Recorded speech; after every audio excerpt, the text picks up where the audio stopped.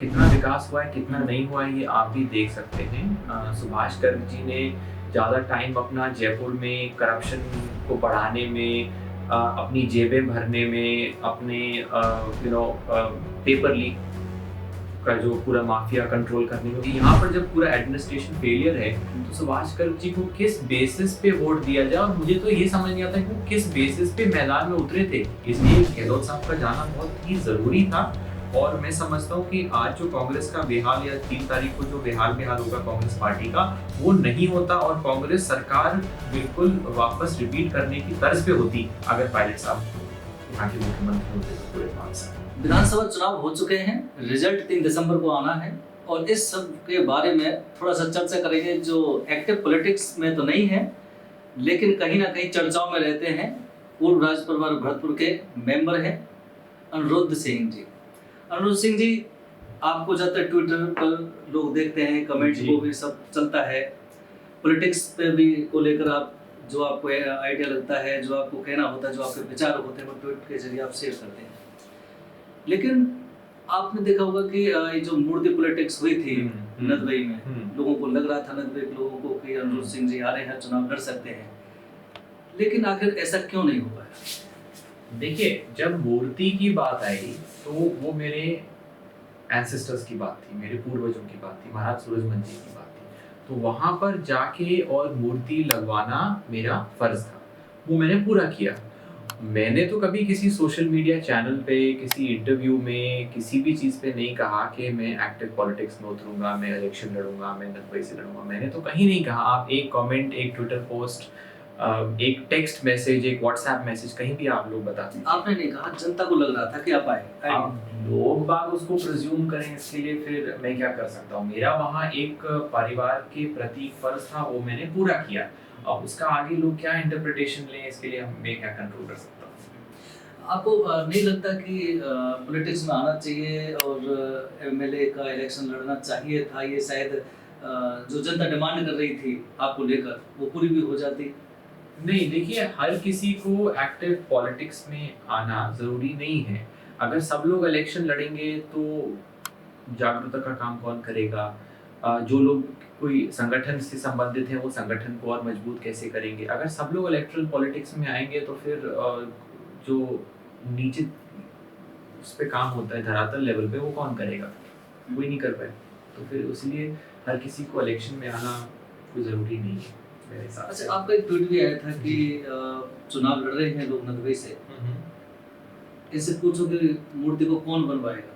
हाँ, वो बात बिल्कुल सही है। मैंने इसीलिए वो कहा क्योंकि मूर्ति का इतना बड़ा सब्जेक्ट बन गया था और वहाँ पर 1 लाख से ऊपर जाट हैं उस विधानसभा में।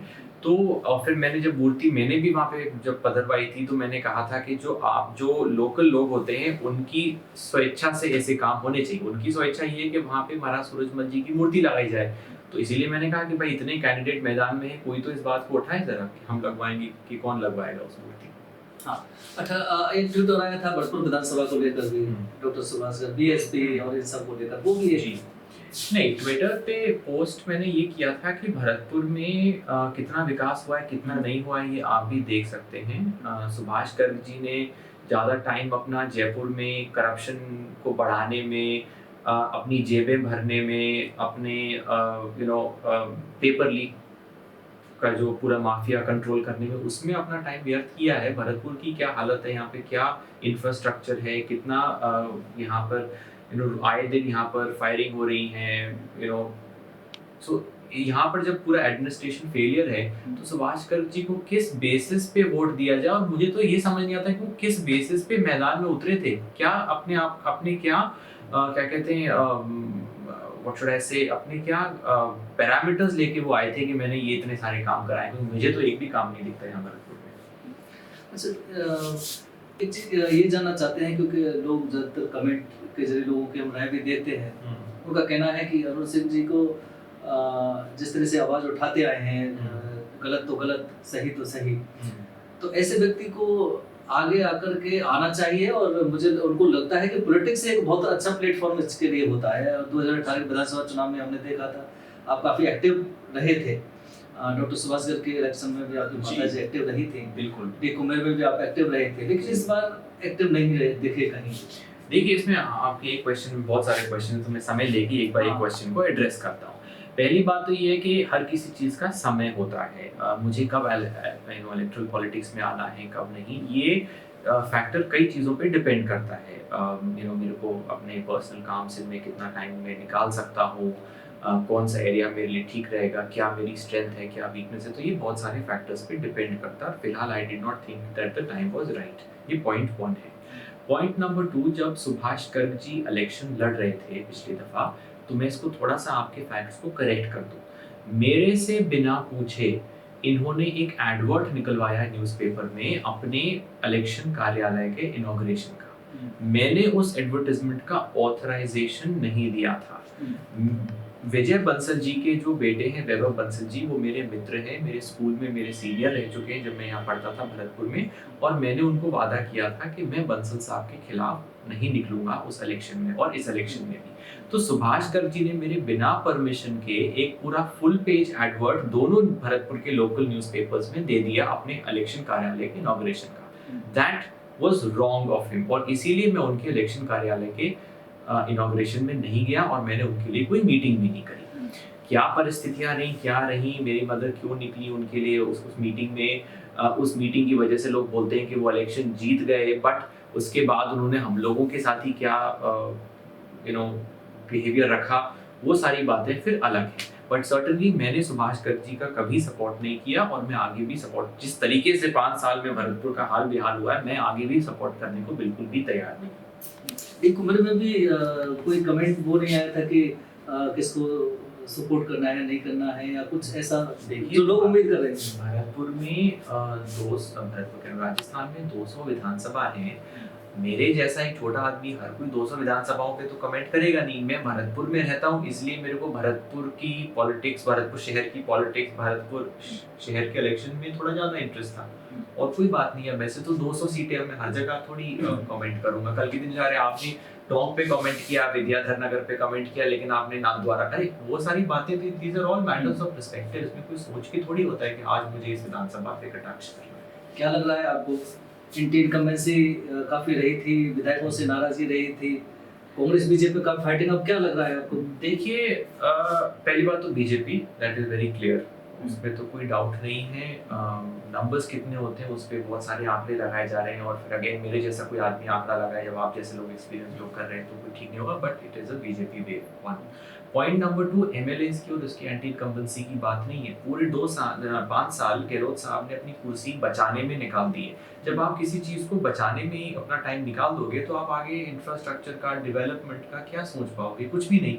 तो 5 साल हम लोग ने प्रोग्रेस नहीं किया, जहाँ हम थे या वहाँ है या उसके पीछे आ गया राजस्थान। इसलिए गहलोत साहब का जाना बहुत ही ज़रूरी था, और मैं समझता हूँ कि आज जो कांग्रेस का बेहाल, या 3 तारीख को जो बेहाल होगा कांग्रेस पार्टी का, वो नहीं होता, और कांग्रेस सरकार बिल्कुल वापस रिपीट करने की तर्ज पे होती अगर पायलट साहब यहाँ के मुख्यमंत्री होते तो पूरे 5 साल। लेकिन विनाशकाल विपरीत बुद्धि कांग्रेस पार्टी की, क्या कह सकते हैं। क्या लगता है ये ईआरसीपी जो इशू था, हमने देखा इलेक्शन से पहले ईआरसीपी इशू था, करप्शन इशू था, बहुत सारे इशू थे, लेकिन इलेक्शन जब आया सारे इशू खत्म हो गए, जातीय समीकरण हावी हो गया पूरे, जो हमने पूरे राजस्थान में देखा। गहलोत सरकार, गहलोत जी जिस तरह से दावा करते थे हमारी वेलफेयर स्कीम के आधार पर हम चुनाव जीत रहे हैं, बीजेपी पे कोई मुद्दा फिलहाल नहीं देखा गया। मोदी भी आए थे, नड्डा भी आए थे, कोई नहीं देखा गया, बस आरोप प्रत्यारोप का दौर था। तो क्या ये ट्रेंड वही मेंटेन होगा एक बार बीजेपी के बाद कांग्रेस इसी आधार पर? नहीं, ट्रेंड तो मेंटेन इसलिए हो, अब ये तो राजस्थान का एक पारंपरिक ट्रेंड है। आशा करता हूँ कि जब बीजेपी वापस आए तो कुछ ऐसी चीज़ें करे कि उसके बाद ये ट्रेंड टूट जाए। ईआरसीपी का जो मुद्दा था यहाँ के लिए बहुत इम्पोर्टेंट है, पूर्वी राजस्थान के लिए। इसके बारे में एक बार मेरे माताजी के साथ मेरे जल शक्ति मंत्री जी जो हैं हमारे गजेंद्र सिंह जी, उनसे मुलाकात भी हुई थी, और उन्होंने कहा था कि इस स्कीम में जो करेक्शंस लेके आने थे वो हम लोगों ने ऑलरेडी कर दिए हैं। अब स्टेट गवर्नमेंट इसको इम्प्लीमेंट करने में रोक रही है because it is a very successful scheme, और बीजेपी का पूरा उसमें वो मिल जाएगा, बीजेपी को फायदा। इस तरीके से अगर गहलोत साहब की इस छोटी सोच ने स्कीम को इम्प्लीमेंट नहीं किया तो जनता आई एम श्योर उसका 3 तारीख को जवाब दे देगी। एंड एज फार एज मुद्दों की बात है तो नहीं, मैं आपसे अग्री नहीं करता हूँ, बिकॉज बीजेपी में आप देखिए कितने मुद्दे उन्होंने इस इलेक्शन में गहलोत साहब के खिलाफ उठाए हैं। ये पूरा मुद्दा इन कांग्रेस की इन फाइटिंग का, अपनी कुर्सी बचाने का, पेपर लीक का, लैक ऑफ इंफ्रास्ट्रक्चर का, करप्शन स्कैंडल्स का, सेक्रेटेरिएट में 2.5 करोड़ रुपए और गोल्ड मिला चीफ सेक्रेटरी की कैबिन के बगल में, उसका जवाब आज तक नहीं आया। तो ऐसे तो बहुत मुद्दे हैं, तो नहीं मुद्दे तो बहुत है बीजेपी के पास, और आगे बीजेपी क्या डेवलपमेंट लाएगी इस बात को दोहराना ठीक नहीं, क्योंकि उनके जो इलेक्शन मैनिफेस्टो है उसमें ये बातें क्लियरली लिखी हुई हैं, और मैनिफेस्टो का तर्क वितर्क तो सारे चैनलों ने कर दिया, तो उसका बार बार उस बात को दोहराने का कोई सेंस नहीं। अब मेरे 2 सवाल है और मैं उम्मीद करूंगा आपको बुरा नहीं लगे, माइंड पे नहीं नहीं नहीं, वो 2 सवाल मेरे नहीं, जनता में जो एक चर्चाएं चलती है वो चर्चाओं में से निकल के जो कंक्लूजन है उसके आधार पे 2 सवाल है। पहला सवाल ये कि फ्यूचर में आप पॉलिटिक्स में आने का सोच रहे हैं कि पॉलिटिक्स के जरिए जनता की सेवा करना, सिस्टम में सुधार करना, पॉलिटिक्स में आना बहुत जरूरी होता है? जी ज़रूरी होता है कि नहीं, ये तो बहुत ही डिबेटेबल सब्जेक्ट है। मैं आऊँगा कि नहीं, जैसे मैंने आपको कहा कि मैं कोई एक तो चीज़ कभी कुछ मतलब छुपाता नहीं हूँ, मेरे माइंड में जो होता है वो मेरे ट्विटर पे अगले सेकंड पे पहुँच जाता है। अभी फ़िलहाल में मैंने कभी इनकार नहीं किया इस चीज़ से कि मैं एक्टिव पॉलिटिक्स में नहीं आऊँगा, लेकिन अभी फ़िलहाल मुझे ऐसा लगा कि मैं इस चीज़ के लिए तैयार नहीं हूँ, बिकॉज़ मेरे पास और भी बहुत सारी रिस्पॉन्सिबिलिटीज़ हैं। समय आगे आएगा, मेरी अगर फील्ड में आवश्यकता हुई तो मैं ज़रूर तो आऊँगा, मैंने मना नहीं किया, उतरने से फील्ड में मैंने मना नहीं किया, बट एक समय होता है उस चीज़ के लिए, और अभी मेरे को लगा कि वो अभी है नहीं समय। आगे समय आएगा तो सबसे पहले मैं तो ओपनली अनाउंस करके आऊँगा, मैं छुप के पीछे से नहीं आऊँगा।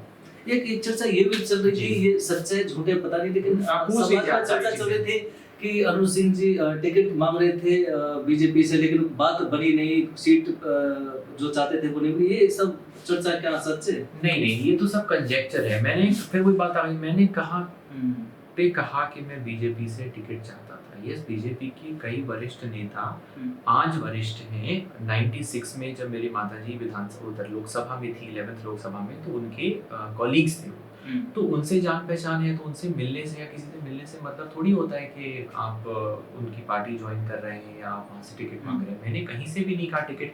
आप यहाँ देखिए पूरे भरतपुर शहर में इलेक्शन के पहले जाने किन किन लोगों ने अपने होर्डिंग लगा रखे थे, विधानसभा प्रत्याशी फ्रॉम नलबई, फ्रॉम भरतपुर, ब्ला ब्ला ब्ला। अरे मैंने तो एक होर्डिंग नहीं लगाया, मैंने तो एक जगह भी नहीं कहा कि मैं आऊँगा मैदान में, टिकट करूँगा, ये करूँगा। तो ये सारा, अब इसका कोई आंकड़ा लगाए बैठ के, और भरतपुर में मैंने देखा है थोड़ा ज्यादा ही ट्रेंड है दिमाग लड़ाने का, बहुत ज्यादा, टू मच। सो नहीं, मैंने बिल्कुल भी ऐसा नहीं कहा, और अगर कुछ ऐसा मन में होता तो फिर मैं खुल के बोलता, मैं छुपाता किस चीज को, आप भी बताओ, मैंने तो हर चीज ओपनली बोली है। एक लास्ट सवाल ये है कि जनता ये जानना चाहती है, जनता मतलब भरतपुर क्षेत्र की जनता को, इवन राजस्थान की जनता जो सोशल मीडिया के जरिए हम देखते हैं कि आखिर अरुण सिंह जी का जो एक राज परिवार का, फैमिली का जो खुद का एक वो है, वो कब एक होने जा रहे हैं, एक प्रेम के साथ कब रहने जा रहे हैं, ये जो एक चलता रहता है वो कब खत्म होने वाला है? ये चलाने वाले चला रहे हैं, और इस मैटर पे बहुत सारे इंटरव्यूज, डिस्कशंस पहले हो चुके हैं, और इसमें बहुत सारी चीज़ें, फिर वही बात, उसको दोहराने का कोई सेंस नहीं, बहुत सारी मैटर्स हैं। तो फिलहाल तो मैं ही कहूँगा कि आप मेरा ट्विटर एंजॉय करिए और देखिए, और आगामी बीजेपी सरकार का आने का स्वागत करिए। बिल्कुल, ये है अरुण सिंह जी, जो बेबाक अपने बयानों के लिए जाने जाते हैं, सच को सच, झूठ को झूठ कहने, जो हकीकत होती है उसको सामने रखने के लिए ये जाने जाते हैं। इसके अलावा तमाम तरह के जो पॉलिटिक्स के बारे में चर्चाएं थी या सामाजिक मुद्दे थे, सभी के बारे में चर्चा की, लेकिन फिलहाल उनका कहना है कि जब मूड में होगी तब एक्टिव पॉलिटिक्स में आएंगे और जनता के लिए जो बेसिक इश्यू उनको उठाते रहेंगे।